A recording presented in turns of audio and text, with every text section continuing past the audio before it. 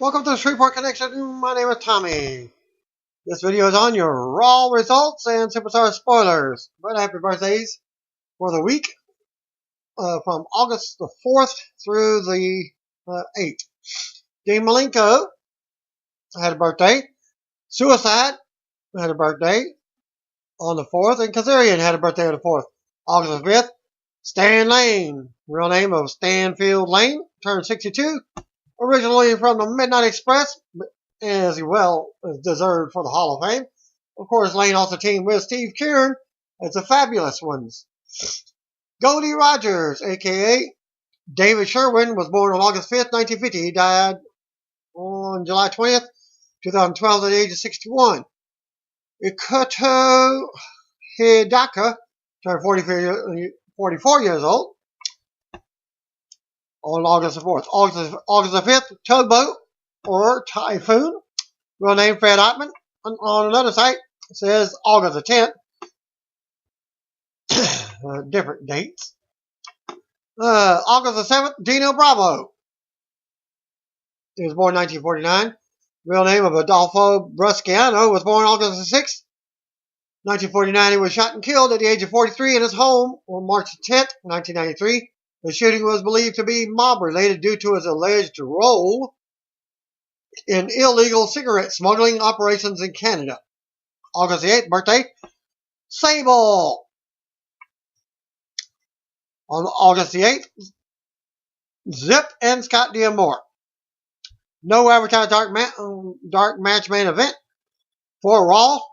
And recent dark matches have been featured as John Cena, Dean Ambrose, and Roman Reigns versus Seth Rollins, AJ Styles, and Chris Jericho. In fact, those 6 men are the only people advertised on the Honda Center website.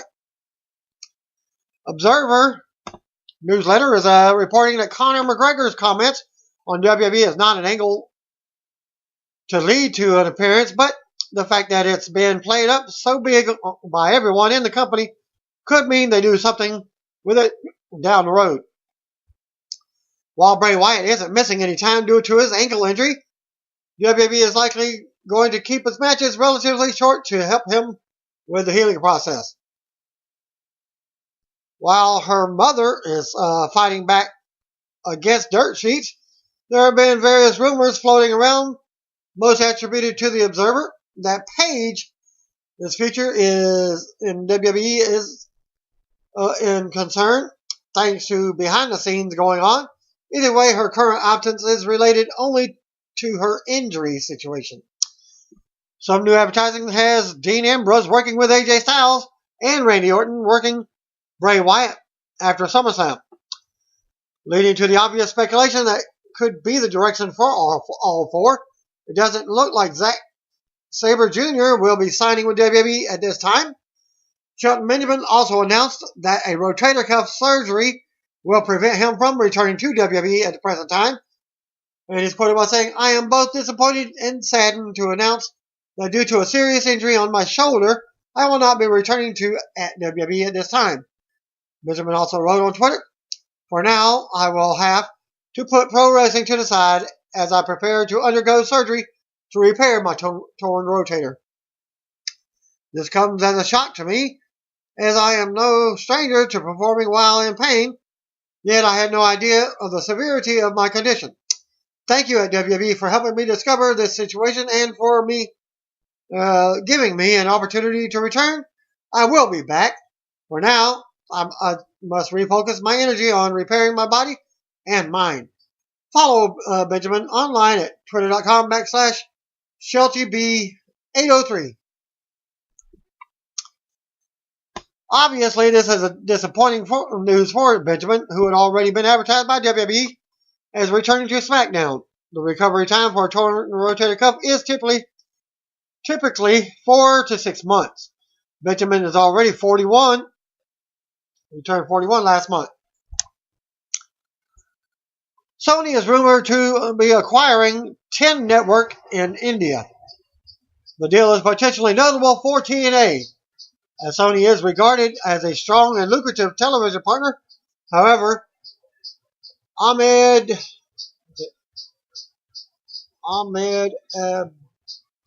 AbedMirror.com Reports that if the deal does go through, then Sony would pick up the rights to WWE programming through 10 Network also. Thanks to that news, thanks to Himanshu Doi from ProWrestling.net. This could potentially affect TNA at some point, as WWE typically has exclusive deals with the TV partners. TNA and Sony 6 announced a long-term agreement last year that runs through 2022. If there are no outs in the deal, then obviously TNA's relationship with Sony 6 should be good until the end of at the very least. But it's hard to say without knowing the specifics of their agreement. Jay Lethal recently appeared on the Ross Report, and I'll post a link for that for you to listen to it yourself, as well as I'll give you highlights. Comments on Roger Strong. To be honest, the best way I can describe him is one of the most finely tuned athletes I've ever been in the ring with. It's almost like he's unreal. He's a machine. That guy can go. We're sad to lose him, but of course, we're happy to see him go on to bigger heights and new adventures. On being a traveling world champion, I love it in the UK. I believe that given the chance, I could definitely live there. The fans were great. They all treated me like royalty, for a lack of a better word. I can't wait to go back. I was just in the UK a few weeks ago. There were a new promotion that started. I got to wrestle Noam Dar, who was in the WWE Cruiserweight Classic that's being filmed right now. They got a lot of great talents in the UK. I can't wait to go back.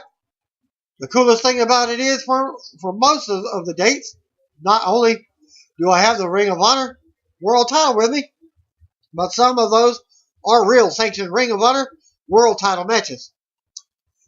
Any comments on Adam Cole? Our styles really mesh well together. This is going to be one hell of a pay-per-view because I'm coming for revenge. Adam Cole had the Bullet Club, beat me down, and shaved my head. Now this babyface is out for revenge. On Bullet Club and WWE stealing the idea with Styles, Gallows, and Anderson, it's a cool thing right now. It's the new NWO. When NWO started it, was the cool thing. You could add or subtract, remember, as you please, and nobody would really shake a leg at it because it was so cool and popular at the time. I think each promotion out there right now, all the top ones anyway, have some form of Bullet Club or the club in them. Ring of Honor, New Japan, WWE. I'm being the man in Ring of Honor, and if he has to step up his game to hold on to that spot, there's a reason that I've made it to this particular spot, that I'm in on the card and in the company. I must be doing something right when I can sit down and watch the whole show go by and they're doing everything under the sun because everybody wants to have the match and everybody is stepping up their game. I'd like to think that at the end of the day, there isn't much I have to change because I'm in that spot for a reason.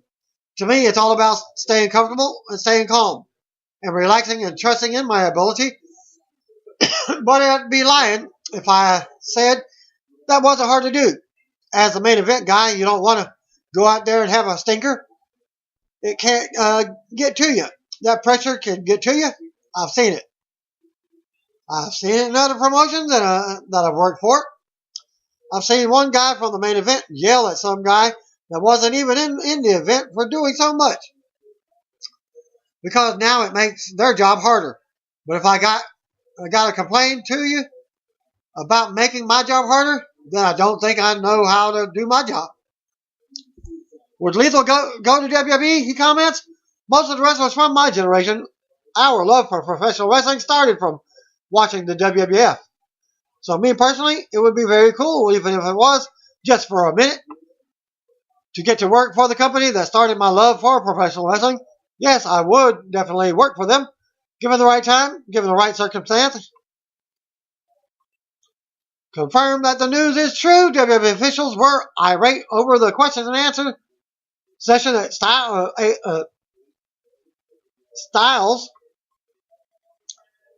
Yeah, the ECW Styles answer to the questions, thus resulting in his firing from the company. Joey Styles is no longer with WWE. According to Pro Wrestling Sheet, the WWE has reportedly released Joey Styles. Styles took part in a Facebook question and answer back on July 29th, which some described as a shoot-style interview. During the interview, Styles spoke about his dislike of the three-man commentary teams, not liking the name of the Universal Championship, and why Vince McMahon loves Roman Reigns so much. There is no confirmation that this interview led to his release, but the video has since been pulled from WWE's YouTube and Facebook pages. Styles worked for WWE as an announcer from 2005 to 2008, transitioned into a position for the company's website, and was promoted to Vice President of Digital Media Content. TNA will tape TV episodes in Orlando, Florida at Universal Studios on August 11th through the 14th and on August 16th through the 17th. So they take 1 day break and film 2 or 3 more episodes. Ring of Honor's next event is the Death Before Dishonor 14 pay-per-view, which will be held on August the 19th in Las Vegas, Nevada at Sam's Town Live. If it's online, I'm going to find it and watch it. Evolve's next dates are August 19th in Jopa, Maryland, and August 20th in Brooklyn, New York. PWG's Loaded Battle of Los Angeles tournament will be held September 2nd through the 4th in Reseda, California at the American Legion. Ken Shamrock recently appeared on the Brown and Scoop podcast, and here are the highlights. On the state of the WWE when he signed. When I first came in, it wasn't going that well. The ratings weren't there. Once I got there, I think Vince had this thought of trying to cross the lines, walk on the edge of what you can and cannot do, and say on TV. He pushed the envelope on that. He built characters that were no nonsense, badass characters. It really changed the face of wrestling on that Attitude Era. It was the best time in wrestling. People could be proud that they watched wrestling. They didn't have to be embarrassed and say, yeah, I watched wrestling. There was a lot of close fans for a long time in pro wrestling. On working with The Rock, working with him, I became a better wrestler because there was so much knowledge from his father, from the family, and from him that I was able to pick up through wrestling. His mic skills, the way he played his character, I got to learn quite a bit in that area from him by working with him. He was a tremendous talent. You see him now in the movies. He was definitely one of those gems. I got to be able to work a program with him for a year or so, and that was precious time. You get opportunities like that, you have to learn. You got to be grabbing things from these people. I don't care how good you become in anything. You always are going to learn. You should always be trying to learn. I was really blessed to have those opportunities. The Rock was definitely one of my highlights, to be able to work with him in the ring and learn from him. And here's a link for that in the Brown and Scoop. Didn't know if I got it or not.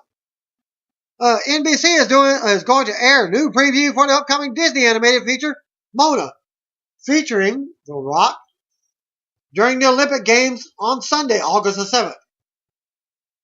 So go to your local area TV to find out what time it's playing. Post Curio recently interviewed WWE Hall of Famer Ricky the Dragon Steamboat, who commented on WWE not allowing him to turn heel earlier in his career. And here are the highlights from that. In the post that from the link as well. Steamboat comments on WWE refusing to let him turn heel. Pat Patterson simply told me that it would probably ruin my career. I just wanted to experience what it felt like on the other side of the fence. As we all know, the heels have the most fun out there in the ring. Steamboat comments on the benefits of a heel turn. When you are a face for a long time and you turn heel, your stock value immediately goes up, especially if you're able to pull it off in the ring and on the mic. Then you ride that horse as long as you can when it starts to falter. And when attendance drops, then you can turn back babyface and your stock value goes up again. For a year they'll boo you, and then for a year they'll chill you. In an interview with Patriots.com, Kofi Kingston spoke about his love of NFL and says that during football season, the wrestlers are watching games backstage. And you catch it from that link as well. He said during the football off season, you don't even know that there are TVs that broadcast cable or TV in the arenas. But when football is going on, all of a sudden everybody knows where they are. We always find a way. There have been times when somebody's team has been playing, and in the final minutes of the game, they have to go out for their match.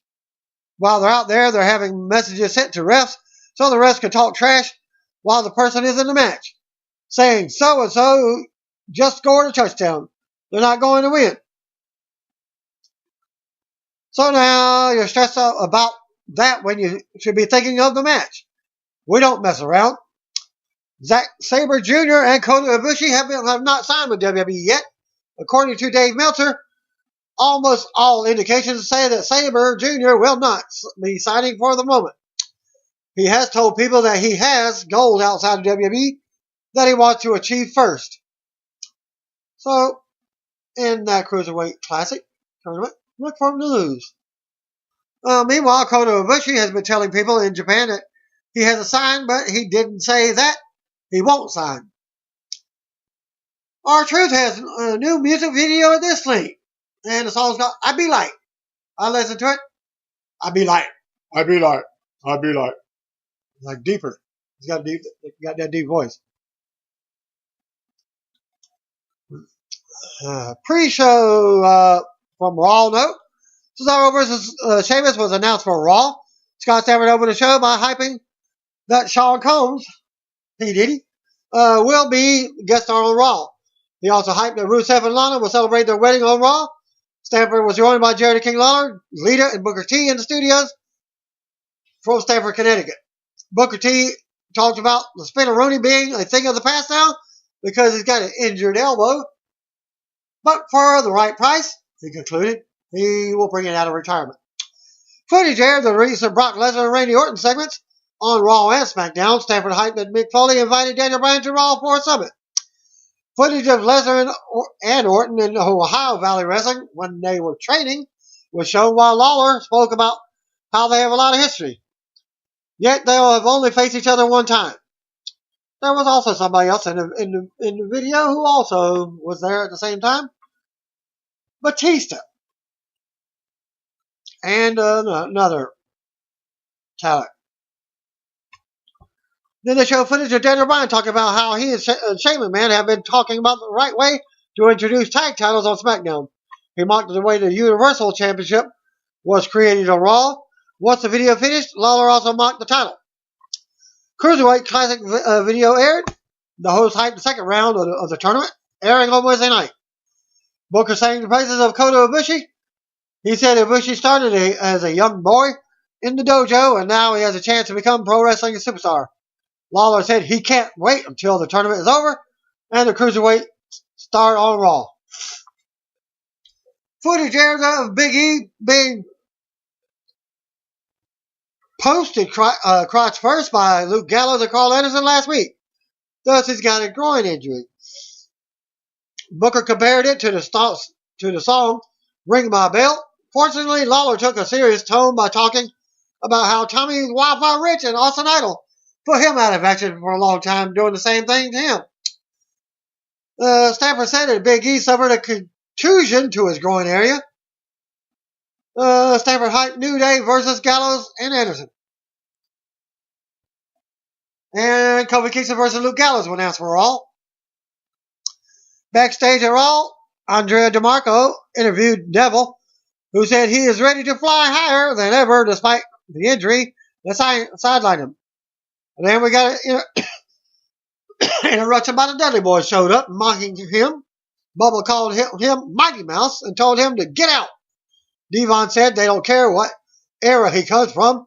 The Dudleys have ruled every era they've been a part of. As Neville mocked, they're straight from the 90s camouflage gear.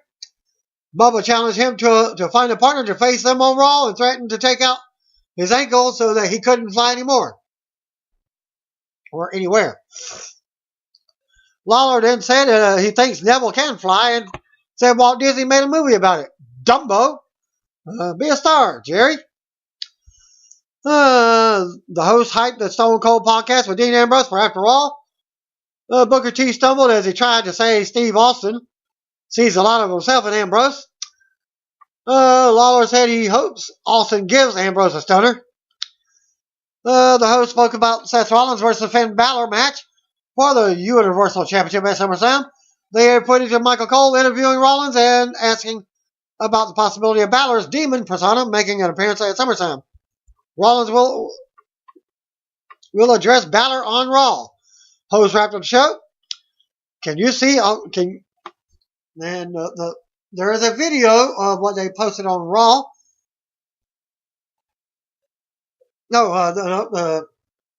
This was not posted on Raw. This video is of some certain returning wrestlers returning to action very soon. And you go to twitter.com for that link. And it's going to be Rosa Mendez as well as Nikki Bella.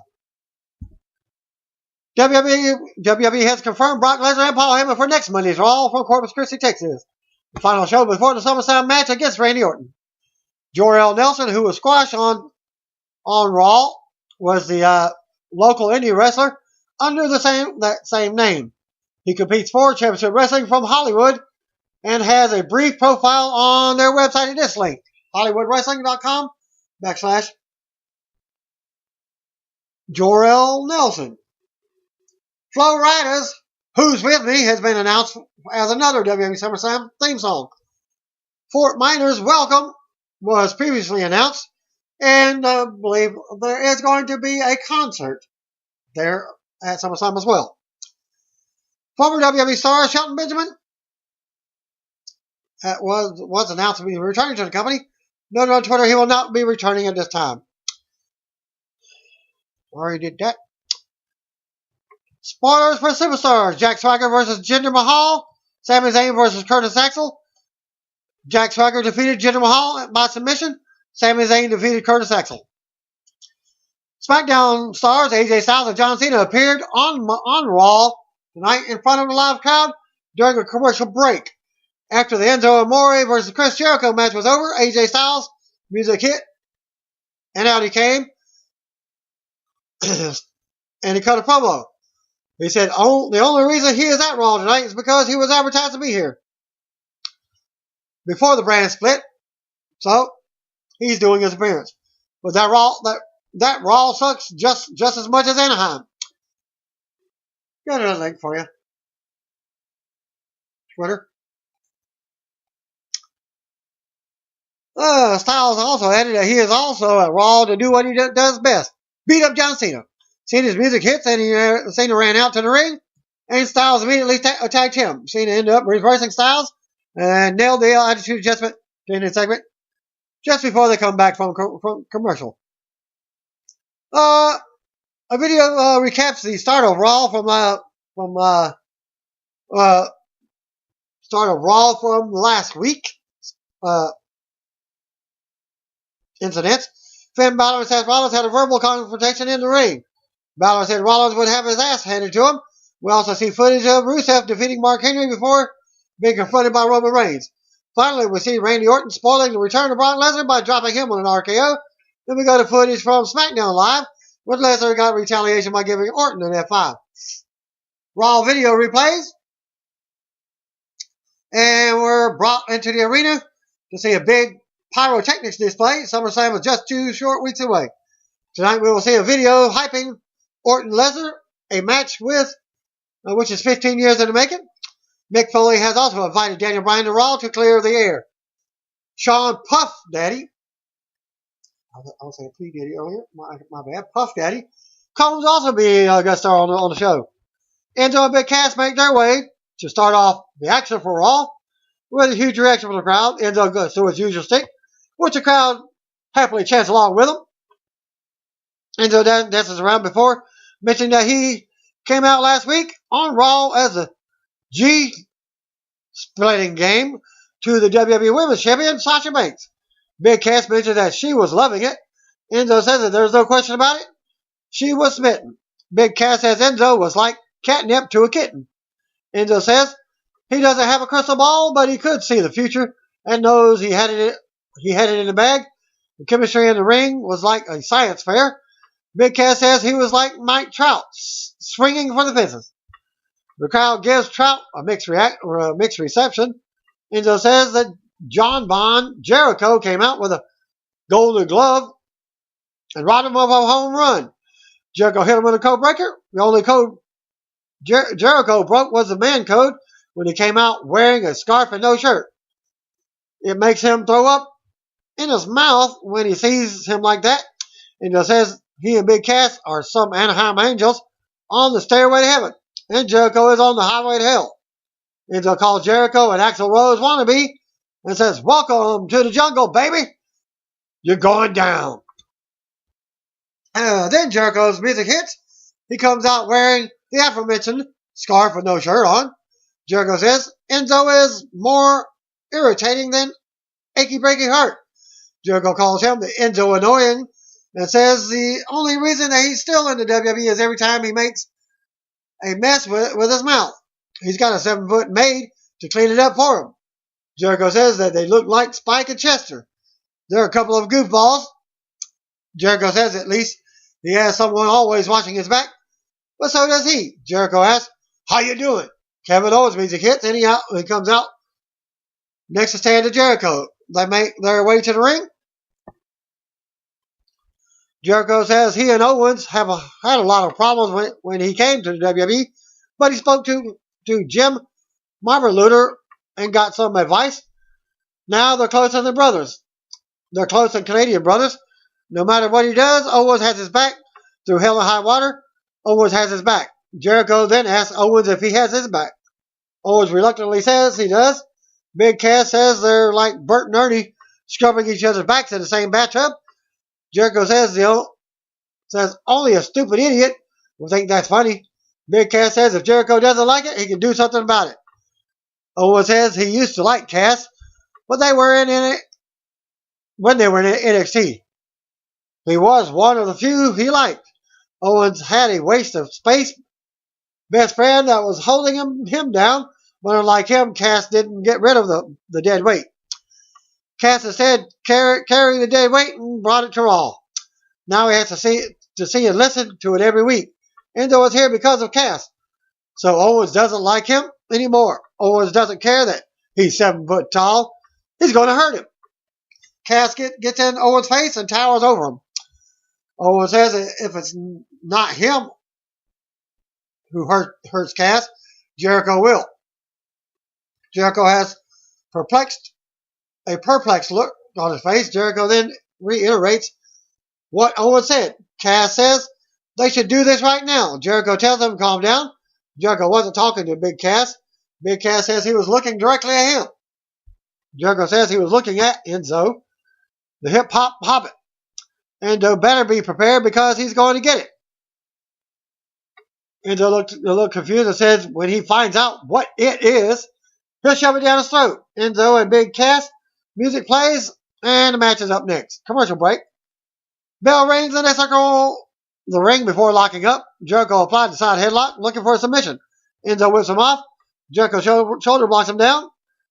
Jericho hits the ropes and another shoulder block.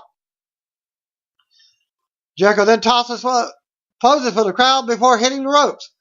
Enzo drop kicks him down and connects with a pair of arm drags. Enzo applies an arm bar where Jericho soon fights up. Enzo wrenches in the arm and applies a hammerlock. Jericho quickly got to the ropes. Jericho then slapped him in the face and chopped him in the chest. Jericho sends him to the corner, but Enzo catches him with a head scissor takeover. Enzo connects with a second head scissor takeover. Before running into a clothesline, Jericho catches his breath while Owens talks trash to Enzo. Jericho chokes Enzo on the ropes before being reprimanded by the referee. Owens gets a cheap shot in while the referee isn't looking. Jericho connects with a snap suplex before his foot on his chest for a disrespectful cover. Jericho digs a boot into Enzo's face. Enzo comes back with some punches before hitting the ropes and eating a drop kick from Jericho. Jericho talks trash to Enzo before Enzo fights back. Jericho cuts him off with a kick and sends him over the top rope. But Enzo skins the cat and gets in. Jericho charges, but Enzo gives him a back body drop over the top rope. Enzo connects with a baseball slide. Owens pulls Jericho back as Big Cass joins Enzo's side. Commercial break. Come back from the break. We see Jericho chop the chest of Enzo in the corner again.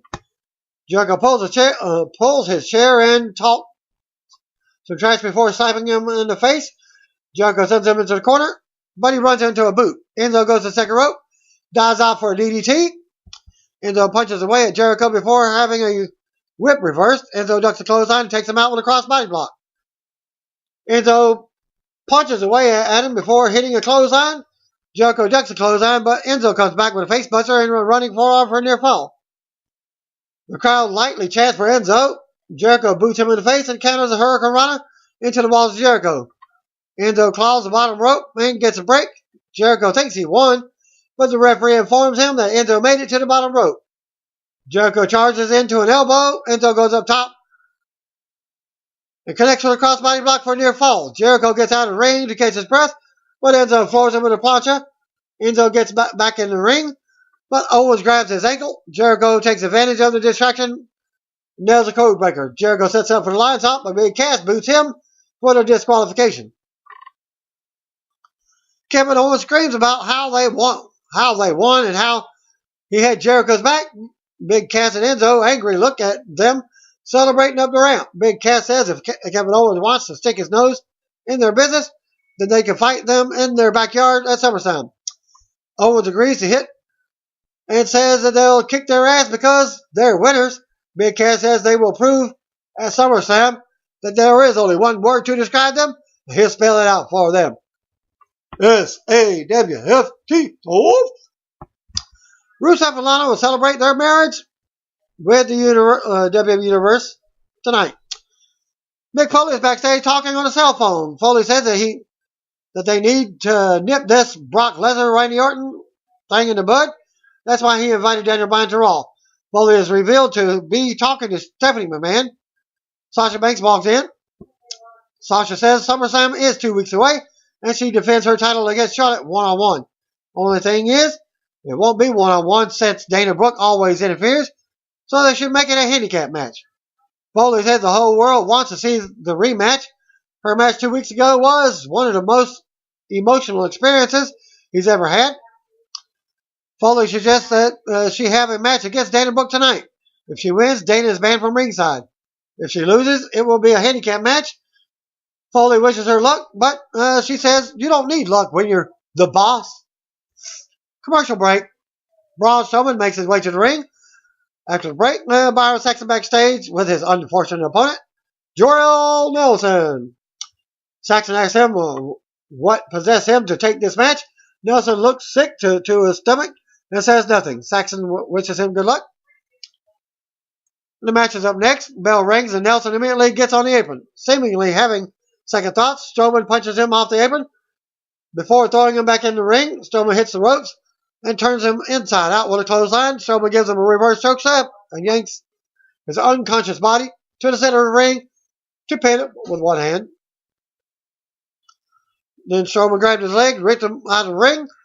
Strowman licks his lips and then leaves the ring. Foley's backstage playing with his iPad. Sean Puff Daddy comes walking in and says Foley looks great as a general manager. Combs says WWE always treats him like family and gives Foley front row tickets to his upcoming show. New Day walks in, minus Big E, and greets Combs. Xavier Woods congratulates Combs on being the soundtrack curator of WWE 2K17. Combs eats some bootios and talks about some of the music on the game. Combs asks about Big E's nuts, and he's reminded that he can't say that on TV. Anderson Gallows did Big E wrong. They then suggest they give Big E a call. Combs agrees and they walk off. Commercial break. Titus O'Neil versus Darren Young with Mr. Bob Backlund. Replays are shown of O'Neil beating Young last week by holding the tights. Backlund and O'Neil argue about the cheating methods, O'Neal told him to calm down. A Young attacked him from behind. The bell rings and they go face to face before O'Neal shoves him. Young slaps him in the face and punches away at him. O'Neal reverses the whip and viciously takes him down. O'Neal picks him out of the ring before driving him into the apron. O'Neal chops the chest before sending him into the ring. O'Neal slaps him in the head and gives him a short arm clothesline. Then Titus yells at Backlund at ringside before clubbing Young down in the corner. Young elbows back at him and stuns him with a right hand. Young leaps off the second rope, but O'Neal catches him. Young slides off his shoulder and rolls him up with a handful of tights for the win. Even the score. Backlund yells wildly in the celebration and hugs him. O'Neal shouts at them from the ring. Backlund picks Young up and carries him around. Seth Rollins will talk about Finn Balor next. Commercial break. And Seth Rollins talks about his SummerSlam opponent, Finn Balor. Seth makes his way to the ring to a light reception from the crowd. Rollins says a new era in WWE is upon us. It has been rolling along, and it's been quite the learning experience. Even he, the great Seth Rollins, has learned a thing or two. Case in point, his SummerSlam opponent, Finn Balor. Rollins figured he was cheap, second-rate knockoff of him. Rollins thought Balor was the Jared Leto to his Heath Ledger. Rollins thought he knew everything there was to know. But after last week, he was forced to reevaluate his opinion. A replay was shown of Balor saying that he would hand Rollins his ass at SummerSlam. Rollins tried to sneak and attack him, but Balor then took him out. Rollins says Balor is athletic and a good striker. Any normal man that got kicked in the head like that would probably still be lying on the mat. But he is no normal man. If being simply the best was an Olympic sport, he had more gold medals than Michael Phelps. Rollins doesn't want to talk about himself too much because everyone knows how great he is. He wants to talk about Finn Balor and get to know him. Balor's name isn't really Finn Balor. Balor started under another name and made up the name. Finn means famous warrior, and Balor means demon king. Rollins laughs at that and gets more heat.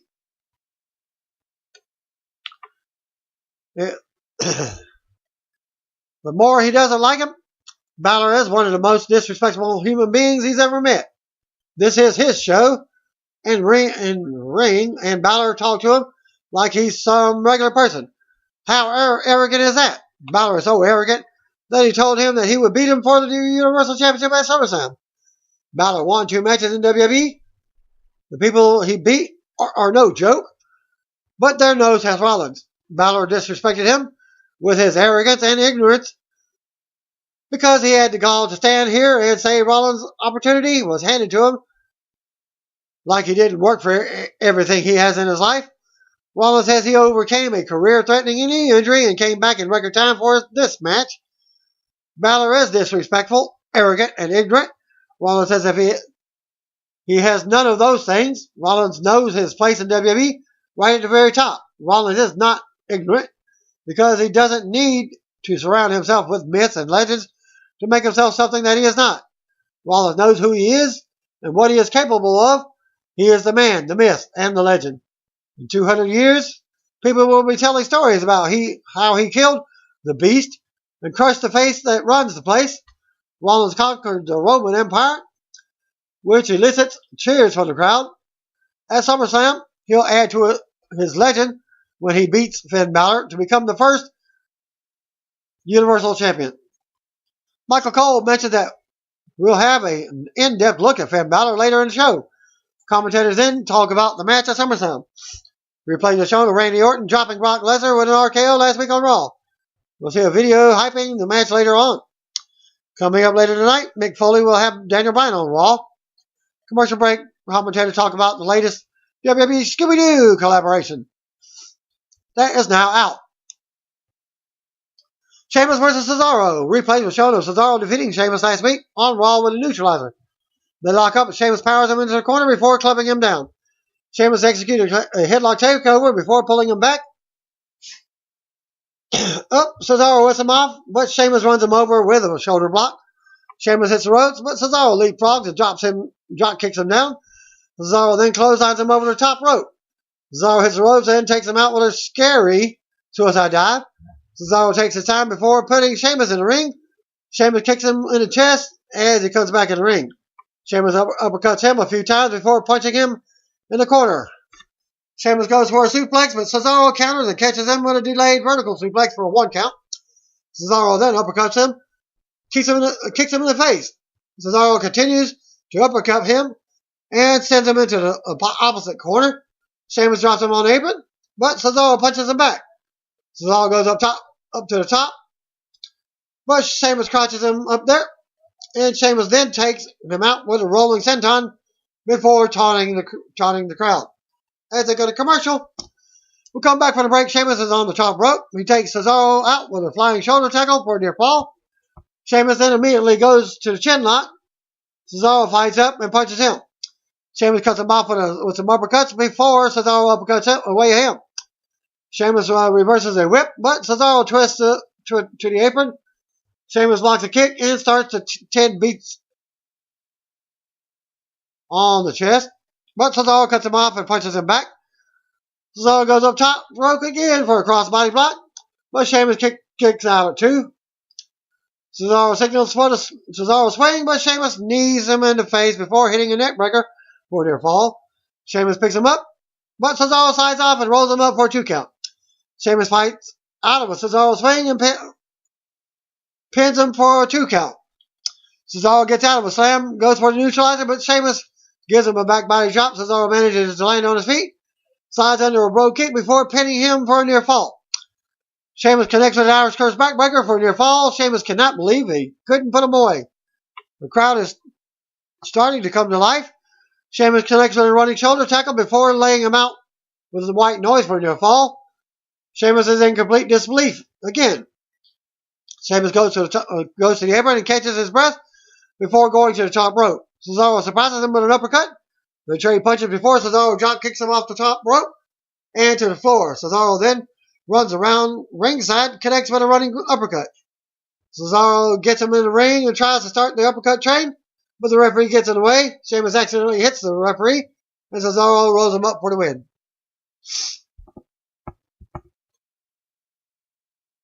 Sheamus is absolutely livid that he's been defeated a second week in a row.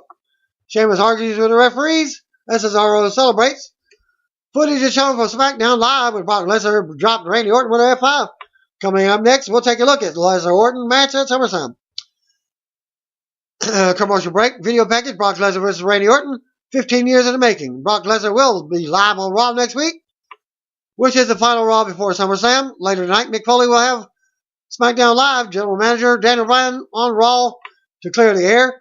Dudley Boys make their way to the ring. They'll face Neville and a partner of its choosing next. Dudley Boys start off the match again.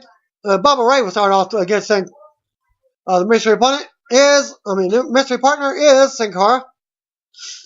Bubba talked to Turner Trash before booting Sin Cara down. Bubba punches away at him before tagging in Devon. Devon clubs him before punching him down. Devon punches him again before Bubba tags in. Bubba punches Cara down in the corner before punching Neville off the apron. Bubba goes outside and grabs Neville's recently healed ankle. Sin Cara takes Bubba out with a somersault plancha. Sin Cara gets Bubba in the ring and takes him out with a springboard moonsault block. Sin Cara then kicks him in the arm and hits the ropes before jumping through the ropes for some reason. Sin Cara gets on the apron, but Bubba clubs him to the floor. Bubba puts him back inside the ring and tags in Devon. They execute the wishbone split before Devon drops an elbow for a 2 count. Devon whips him hard in the corner and mocks the Lucha chant. Devon sends him to the opposite corner and chopping the chest. Devon then sends him to the corner, but Sin Cara sidesteps an avalanche. Neville is then tagged in. He viciously kicks away at Devon before drop kicking him in the head. Neville hits a running forearm before connecting with a missile drop kick. Devon elbows Neville. Neville then ducks a hit from Bubba, and Devon clotheslines Bubba down. Neville connects with an enziguri on Devon. and rolls him up for a near fall. Neville hits the ropes and takes Bubba out with a corkscrew plancha. Devon runs into a kick from Sin Cara, and Neville hits Devon with a missile drop kick. Neville goes up top and connects with the Red Arrow for the win. Bubba angrily looks at Devon as Neville and Sin Cara stand tall in the ring. Rusev is seen admiring himself in a mirror. He'll celebrate his marriage to Lana next. Commercial break. Good time for a bathroom break. Rusev and Lana with a celebration of love. Rusev made his way to the stage before Cannon and D starts playing, and Lana comes out wearing a provocative wedding dress. In the ring, there is a red carpet and a table with cakes and champagne glasses. They get in the ring. Lana says she is Rusev's princess. When you are a princess, you are supposed to get the fairy tale wedding of your dreams. Lana says none of the people in the crowd could attend because it was VIPs only. Rusev screams at the crowd to respect his wife. The crowd starts to boo them. Lana says today is their lucky day. They're about to reenact their very special occasion with everyone in the crowd. Rusev says Lana is beautiful and all his. Rusev shows off her ring and has her kiss his bicep. She says they will get the best gift ever. Experiencing their wedding day. A video package shows photos of their wedding day. A loud, boring chants breaking out. Rusev says that's all the pictures that they have for them. Lana says they rented a private beach, unlike everyone in America that can't afford to rent a one-bedroom apartment, much less a beach. Her husband is the greatest man of all time. Rusev says that is why he fights so hard and is a great champion, so he can provide for his wife. Rusev says that the cakes on the table cost more than anyone makes in a month. Lana says all the major media networks captured the best moment in her life when they became husband and wife. They wrote their own vows and will relive that moment now. Rusev says they need to be quiet and respect his wife. Lana tells them to get their phones out and to capture this moment. Roman Reigns' music interrupts and he comes out to a nice pop for the crowd. As he gets closer to the ring, the boos start to break through a bit. Rusev is furious in the ring. Reigns takes his time before getting in the ring. Once he's in the ring, the boos really come through. Reigns tells Rusev to take it easy and relax. Reigns says he's not out here to fight and ruin this. Reigns noticed Rusev didn't have a best man at the wedding. Reigns says he wants to step up and be Rusev's best man. Reigns is going to give them a toast. Rusev says he doesn't need Reigns' stupid toast. Reigns says if he won't accept his toast, he'll have to accept his challenge for the U.S. Championship at SummerSlam. Rusev refuses. Reigns says if he won't accept the challenge, then he'll just have to listen to the toast. Reigns pours 3 glasses of champagne and downs one. Reigns thanks Rusev and Lana. He never had the opportunity to see a marriage between a Bulgarian Sasquatch and a mail-order bride. Reigns says he wants to have a good time, but Rusev won't let him. Reigns was expecting more from Rusev, like Lana was expecting more on her wedding night. Rusev then attacks Reigns, punches away in the corner. Reigns comes back in with some headbutts, but Rusev quickly powers him to the corner and shoulders away at him. Lana angrily yells at Reigns. Reigns then knocks Rusev into Lana as she falls face first into the wedding cake. Lana screams at Reigns, and Reigns just walks off. Reigns throws cake at Reigns. Rusev throws pieces of cake at Reigns as he walks up the ramp. Lana continues to flip out in the ring. Coming up next, Sasha Banks will face Dana Brooke. Commercial break. Replays are shown of Lana going into her wedding cake. Lana is still screaming while covered in cake backstage. Rusev yells at Mick Foley to do something about this. Foley says he can work out his frustration at SummerSlam against Reigns with the U.S. Championship on the line. Sasha Banks versus Dana Brooke with Charlotte. If Sasha Banks wins, Dana Brooke is banned from ringside at SummerSlam. If Sasha Banks loses, it will be a handicap match at SummerSlam. Bell rings and Dana attacks her from behind, and Charlotte immediately distracts Sasha. Then Sasha slaps her back and gives her a hip toss before taking her down with double knees for a 2 count. Sasha puts her in the corner, but Dana pushes her off. Dana drops her face first on the top rope, stomps on her before punching away at her. Dana applies a straight jacket, but Sasha fights up and sends her into the ropes. Sasha ducks a clothesline and connects with a pair of her own before drop kicking her down. Dana kicks her down before clotheslining her for a near fall. Dana recovers and attempts for a pinfall, only gets a 2 count.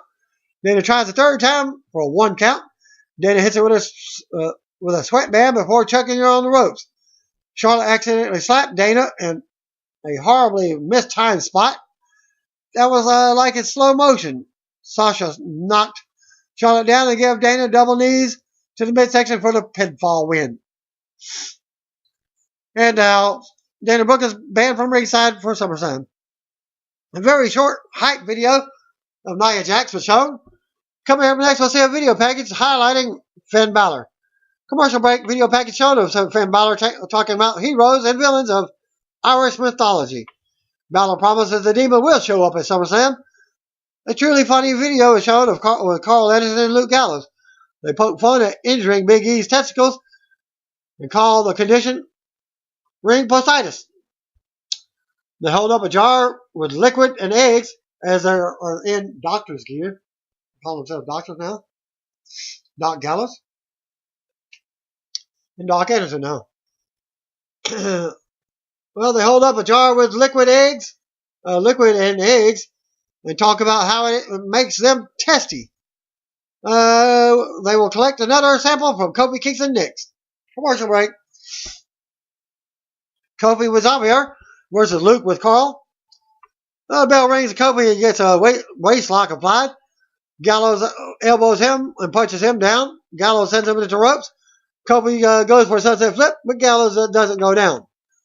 But Kofi manages to drop kick him down. Kingston then pulls the top rope down to get him out of the ring. Kingston then takes him out with a running splash. Kofi gets him in the ring and goes to the top rope. Anderson gets on the apron. And Xavier pulls him off.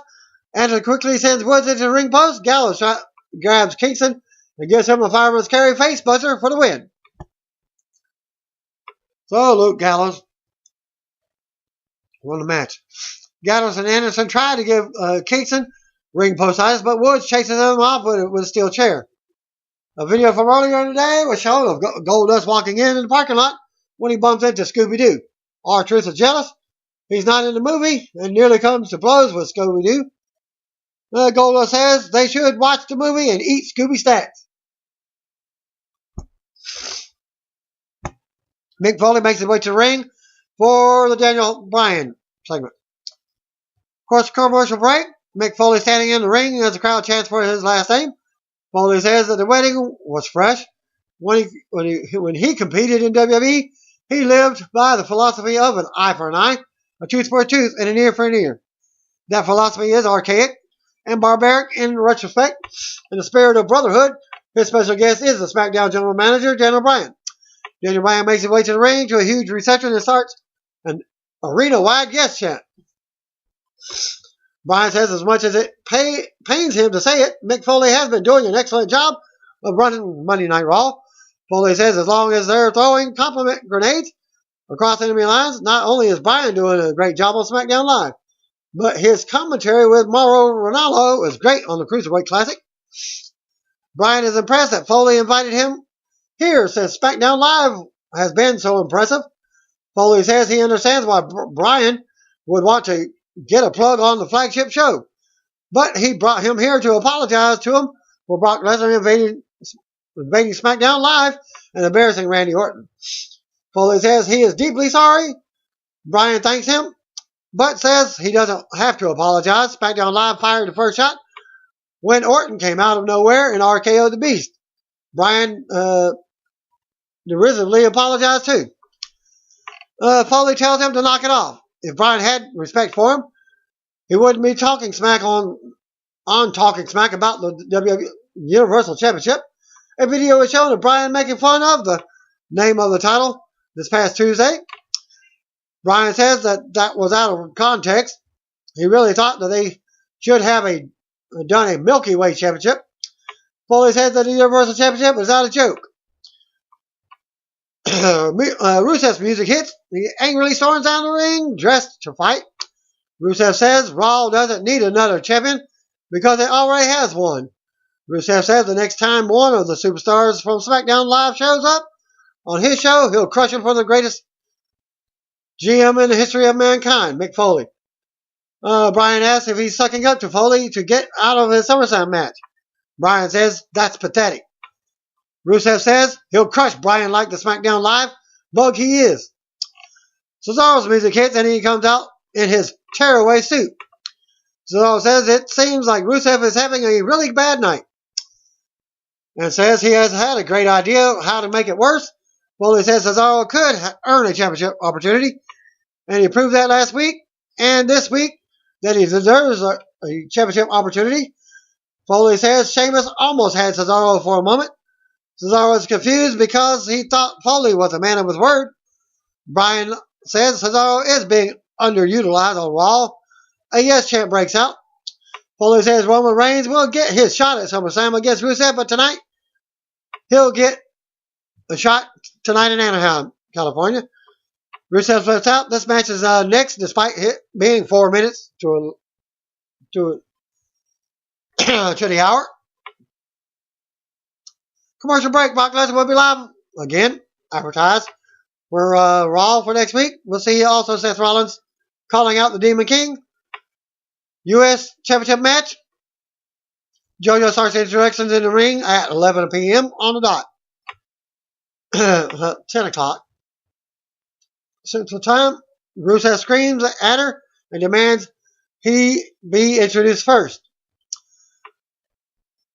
The bell to start the match begins at 11:01. Cesaro gets him in the corner and immediately starts the uppercut train with 4 stops. Rusev quickly gets to the bottom rope to avoid the Cesaro swing. Rusev gets out of the ring to recover. Cesaro wipes him out with a flipping senton off the apron. Cesaro goes up top rope for a crossbody block and gets a 2 count. Cesaro goes for the neutralizer, but Rusev takes him down and catapults him. But Cesaro lands on the ropes. Rusev avoids a crossbody block and sends him shoulder first into the ring post. Rusev sends the injured shoulder back into the ring post before doing it a third time. Cesaro punches him down and stomps on him. Rusev pulls him towards the post and stamps the untaped arm off the ring post. Rusev then punches him and pulls the taped shoulder into the post. Rusev shoulders away at him in the corner before sending him sternum first into the corner. Rusev takes him down and drops an elbow for a 2 count. Then Rusev applies an armbar, but Cesaro quickly fights up and punches out. Rusev quickly takes him down with a shoulder block. Rusev shouts at the crowd before kicking Cesaro in the face. Rusev applies a hammerlock. Cesaro body slams him with one arm to get out. Cesaro takes Rusev down for a swing, but Rusev kicks out of it. Cesaro nails him with a double stomp to the midsection for a near fall. Cesaro connects with a running uppercut before delivering 10 more uppercuts. Cesaro catches him with a tornado DDT for a near fall. At 7 minutes past the hour, Cesaro goes for a neutralizer, but Rusev fights out and drives him knees into the midsection. Rusev kicks him in the head and then picks up a near fall. Rusev is livid as he didn't get the 3 count. Then applies goes for the accolade, but Cesaro fights out, picks him up for an impressive electric chair drop. Both men take a few moments to get to their feet. The beginning of the trading punches with Cesaro coming out on top. Rusev reverses the whip, but Cesaro springboards off the ropes with a corkscrew uppercut. Cesaro takes him down for the Cesaro swing, but applying the sharpshooter in tribute to his former tag team partner, Tyson Kidd. Sheamus runs down, but Cesaro knocks him off the apron. Rusev then super kicks him down for a near fall. Rusev still can't believe it. Sheamus gets on the apron again, but Cesaro sends Rusev into Sheamus. The referee inadvertently gets taken out. Cesaro hits the neutralizer and pins him, but the referee is still down. Cesaro had him pinned for a few moments before the referee came to. Cesaro got a near fall. Rusev quickly thumbs him in the eye. So Cesaro goes down near the ropes. Sheamus connects with a bro kick, which allows Rusev to pin Cesaro for the win. Sheamus gleefully smiles before walking off. Rusev celebrates his championship victory. Rusev goes to ringside and turns around, looking shocked. Rusev turned too soon and had to stand there for a few awkward moments before